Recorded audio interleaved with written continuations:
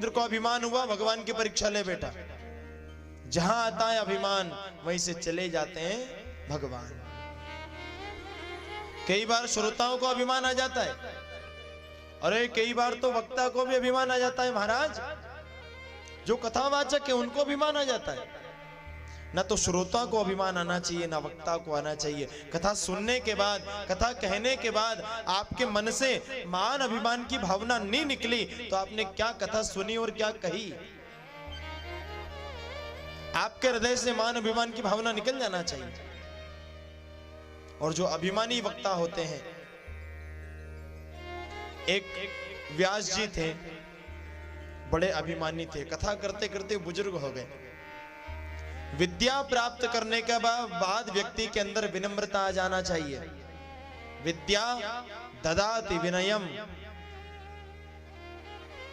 विद्या प्राप्ति के बाद आप सरल हो जाओ। एक व्यास जी थे, कथा करते करते बूढ़े हो गए। अब बूढ़े हो गए तो उनके टूट गए दांत। अब उस समय बत्तीसी की सुविधा नहीं थी। आजकल तो पता ही नहीं चलता किसके दांत असली है किसके नकली है। नकली दांत लगवा लेते हैं लोग और जोर से कहीं छींक आ जाए या रात में कहीं रख के भूल जाए। दादाजी बोलते हैं पोतों से, बेटा हमारे दांत ढूंढ के लाना जरा। बनावटी दांत की सुविधा आ गई। उस समय ये दांत नहीं थे। व्यास जी के दांत टूट गए। अब दांत टूट गए तो उनके मुख से निकलता था थूक। अब थूक निकलता बार बार तो एक श्रोता कई प्रकार के होते हैं। एक श्रोता की नजर उसी पे गई। अरे राम राम राम राम। व्यास जी व्यास मंच पर बैठे, सामने भागवत जी रखी, उनके मुख से थूक निकल रहा है और वो थूक भागवत जी पे गिर रहा है। चिट्ठी लिखी, व्यास जी प्रणाम, मैं आपका श्रोता बोल रहा हूं। मैं एक निवेदन आपसे करना चाहता हूं कि आप भागवत जी करते हैं तो आपके मुख से थूक निकलता है, वो भागवत जी के ऊपर गिरता है। आप थोड़ा पीछे हट के बैठा करो ताकि वो थूक ग्रंथ पे, भागवत जी पे नहीं गिरे। अब चिट्ठी तो उसने बहुत बढ़िया लिखी, पर ये चिट्ठी पढ़ के व्यास जी आग बबूला हो गए। अरे ये देखो, इस मूर्ख ने मुझे चिट्ठी लिखी है। कमरे में पड़ी, कमरे में जाकर के वो चिट्ठी मिली। कल बताता हूं इसको। चिट्ठी पढ़ के आए अगले दिन, और कोई चर्चा ही नहीं। आरती के बाद कीर्तन भी कराना भूल गए। अभिमान में भर के बोले, आज कल रात को किसी मूर्ख ने मुझे इसी पांडाल में से चिट्ठी भेजी है कि मेरे मुंह से थूक निकलता है, जरा पीछे हटके बैठा करो। अरे यहां बैठा हो तो सुन ले। अरे मूर्ख, वो थूक नहीं, वो तो गंगा जी है।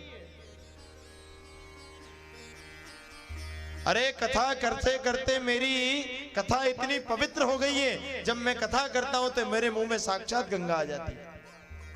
थूक नहीं है वो। अभिमान आ गया व्यास जी को। श्रोता भी कलयुग का था। 4 घंटे कथा सुनी। शाम को 8 बजे व्यास जी के कमरे में गया। व्यास जी, वो चिट्ठी लिखने वाला मूर्ख मैं ही था। व्यास जी ने जैसे ही देखा आग बबूला हो गए। अरे तूने चिट्ठी लिखी, मेरे मुंह में थूक। अरे थूक नहीं, गंगा। बस बस महाराज, बस क्षमा करो, गलती हो गई। किससे गलती नहीं होती। आप तो ये प्रसाद खाओ। बढ़िया डिब्बा भर के प्रसाद लेकर के आया हो। अब वो प्रसाद जैसे खाया भभूत, तो ना मीठी लगे ना फीकी लगे, खारी खारी लगे। जैसे तैसे पूरा डिब्बा प्रसाद का उसने खिला दिया। अरे महाराज खाओ, अरे महाराज खाओ, अरे महाराज खाओ।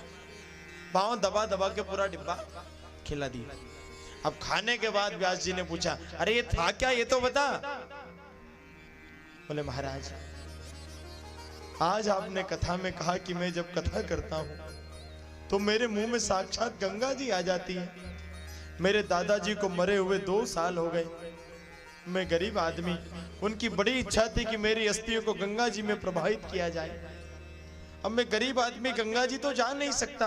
अब मैंने सोचा जब गांव में ही गंगा जी आई तो यहीं प्रवाहित कर दूं। तो वही अस्थियां थी डिब्बे में। व्यास जी ने कुल्ला उल्ला किया और फिर आपने वापिस आ रही क्या? तो अभिमान नहीं आना चाहिए, ना तो श्रोता के मन में ना वक्ता के मन में। प्रेम से बोलो राधे राधे। तो वृंदावन में अगर आपका मन लगा हुआ है तो आप दुनिया में कहीं भी रहो, मन वृंदावन में है तो वृंदावन में रहने का फल आपको दुनिया में मिल सकता है। कमताड़ा में रहते हुए भी मन अगर वृंदावन में है। अच्छा एक बात बताओ, यहां से आपको वृंदावन जाना है तो कितना समय लगेगा? एक दिन और एक रात्रि पूरी लग जाएगी। 700 किलोमीटर वृंदावन की यात्रा है। ट्रेन लेट हो गई तो और भी समय लग सकता है। चलो वृंदावन तो बहुत दूर हो गया, आपको यहां से हरदा जाना है, कितना समय लगेगा? बोलो, आधा घंटा, 1 घंटा किसी को, इससे ज्यादा तो नहीं लगेगा ना। और अगर मन को हरदा जाना है तो अरे ये पहुंच गया, घंटा घर पे खड़ा है।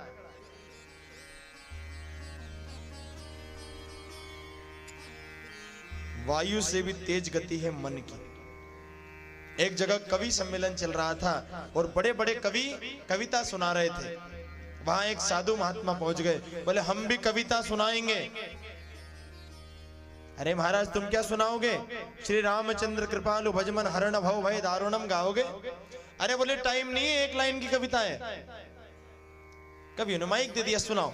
महात्मा जी गाने लगे। मेरा मन कभी दिल्ली कभी लंदन, मेरा मन कभी दिल्ली कभी लंदन, मेरा मन कभी दिल्ली कभी लंदन, मेरा मन कभी दिल्ली कभी लंदन, मेरा मन कभी दिल्ली कभी लंदन, मेरा मन कभी। अरे क्या दिल्ली लंदन लगा रखा है? अरे दिल्ली लंदन, आगे भी तो बढ़ो। बोले इतनी कविता है, मेरा मन कभी दिल्ली तो कभी लंदन।